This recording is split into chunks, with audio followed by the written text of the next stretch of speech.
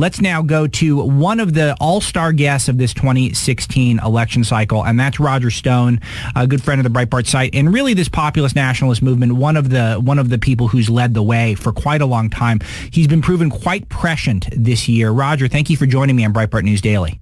Alex, great to be here. It's great to talk to you again, and I know we could talk all day given the news cycle, but I want to start before we go to talk about Trump a little bit, and I'm very curious your thoughts on the latest developments, but I want to talk about Huma Abedin. A big interview in Vogue magazine. She talked about her Muslim faith helping her with Anthony Weiner's sexting scandals. Well, what did you make of this article?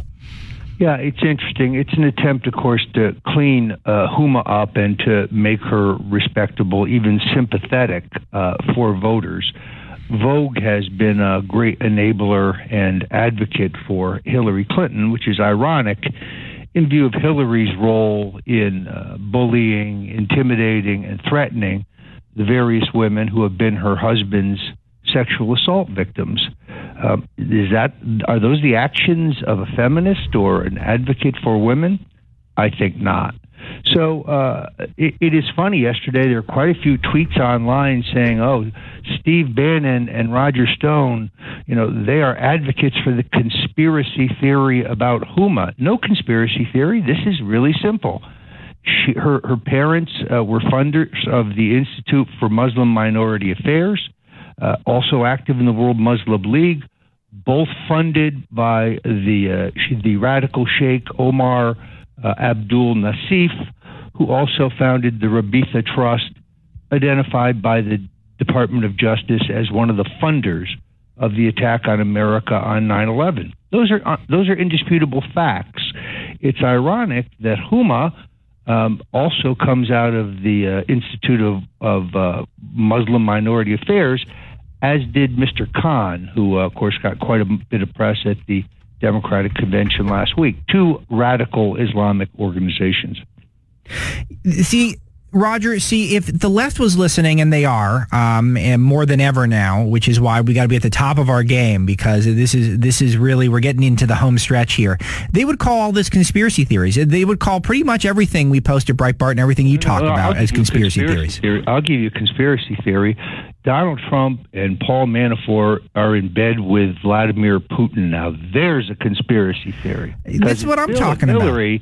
Bill and Hillary, who've done the paid errands for the oligarchs around Putin, Donald Trump's never met Putin.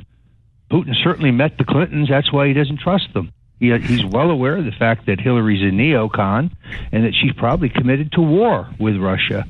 Whereas Donald Trump wants a period of détente. He wants when she's not selling them America's uranium reserves, which of course she did. Exactly. So she has clear ties to Putin and his inner circle of oligarchs, while Trump has none. That's a conspiracy theory. So what is your background important? It's very simple. We know, since she went through all of Hillary's emails to determine what we should see and what we should not, that she has been, therefore had access to top classified, top secret documents. How did this woman ever get a security clearance, giving her very clear ties to a radical offshoot of Islam?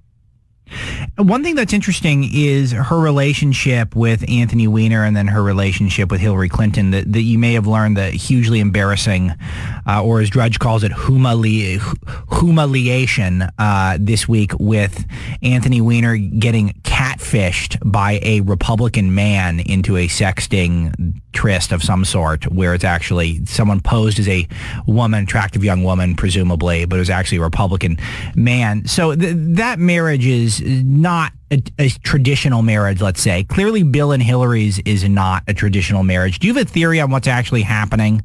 It's kind of interesting that both women are publicly humiliated, but they stay for the power and the money, presumably. Yeah. At least that's how it began with Anthony Weiner. That was a prestigious marriage. Also, given her radical background, marrying a Jewish fellow, that's pretty good cover, if you ask me. But in both cases, the women are humiliated, but they do nothing whatsoever about it. I find that interesting. Maybe they're kindred spirits. Now, from what I hear from my Democratic friends is that Hillary's furious that Anthony Weiner's back in the paper again, because it reminds people of the philandering of her husband. The whole thing, I think, is a PR nightmare for the Clinton camp. Not to mention this culture around the Clintons, which is where traditional marriage and traditional values and things like that are just total non-factors in American life, which is, I don't know if that is something that resonates with the American people. We'll see. But one thing I'm also curious about, Roger Stone, and again, this is Breitbart News Daily, Alex Marlowe in for Steve. With Huma making such a big deal about her Muslim faith and the way that being quite open about it is, given the fact that so many people, when you do secret polling, anonymous polling, are for the Muslim ban, do you think this is a tactic that's actually going to work? Because you still see Robbie Mook and the Democratic campaign accusing Breitbart of being an anti-Muslim site, things like that, which I don't know if the data supports this talking point, but or do they know something I don't? Actually, I think they're being politically correct. I think it's detrimental. It's kind of funny in this Vogue interview, Huma praises her parents, specifically praises her mother as a respected feminist. Her mother was the leading advocate for genital mutilation in the Islamic world. That does not sound very feminist to me. Yeah, let me bring in quickly Raheem Kassam, who's our Breitbart London editor, who's my wingman today. Raheem, let's talk about the genital mutilation in the West right now. This is something that people do not talk about, but this is expanding at a massive level, Europe in particular, but even here in the United States. Am I wrong? And you're not wrong. It's a deeply concerning thing that's going on. I mean, there have been 6,000 cases in the United Kingdom over the past few years. Hello, 6,000 in the United Kingdom. That's not. We're not. This is not. We're not talking about Syria. We're not talking about Iran. But Alex, how many prosecutions have there been? How many? Big zero. Wow. Big zero. They have attempted to bring, I believe, one prosecution, but it's getting to the point now where there are around 200 cases reported every week. Now, some of those reports are obviously deemed to be falsified or whatever. However, that is the state that we're in the United Kingdom. This is just deal. I think if the word gets out, I think this will just be so powerful. Roger Stone, I want to ask you now about the Trump campaign. Let's switch gears slightly. What did you make of the moves last night, adding Steve Bannon, or yesterday morning, Steve Bannon and Kellyanne Conway to the Trump team? Well, of course, Kellyanne was already there and actively involved, longtime friend of mine. Excellent, I think, perspective on women voters particularly. But I'm very Hold on. Let's stop there for a second, because this is such a good point. How come the mainstream media, how many campaign heads have ever been a woman in American history for a major presidential candidate? One or two maximum, maybe zero? No Republicans, none. So this is not a big deal? I thought there was a war on women. Woman campaign manager for a Republican candidate for president. That's a very good point. And of course, I'm very excited about the addition of our fellow revolutionary, Steve Bannon, because he has a unique understanding of the new media, which frankly is something I think the Trump campaign has been lacking. Paul Manafort's a superb organizer, and his goal was to be an adult and bring order out of chaos, which he has done. Today they have an operation, finally. They're building things in the States. We lost many months, there's no question about that, under the leadership of the previous regime. But the thing I like about Steve is he thinks outside the box. He has not been afraid or shied away from some of the key issues regarding the Clintons, including corruption, including abuse of women. He's been on the forefront of exposing the truth about both of them. And he keenly understands the new media and how to reach millennials. This has been a piece that the campaign has been missing for some time. So, frankly, I'm psyched. And the level of hysteria on social media yesterday, attacking him, attacking me, attacking Paul Manafort, attacking Kellyanne, attacking Trump, was like nothing I've ever seen. You see, when the left can't refute your arguments, they immediately fall back to name calling. That's their favorite thing, just name calling. It's hysterical. Roger, I don't know if you caught the beginning of the broadcast, but I opened with reading from Robbie Mook, who's calling us conspiracy theorists and calling us bullies and calling Breitbart racist and calling Breitbart anti-Semitic. Do people know about Breitbart, that we were founded by two Jews, Andrew Breitbart and Larry Solov? Our current CEO is a Jew. We have Jewish editors, Joel Pollack. I'm half Jewish, Aaron Klein. We have a vertical called Breitbart Jerusalem dedicated to preserving the one Jewish state in the world right now.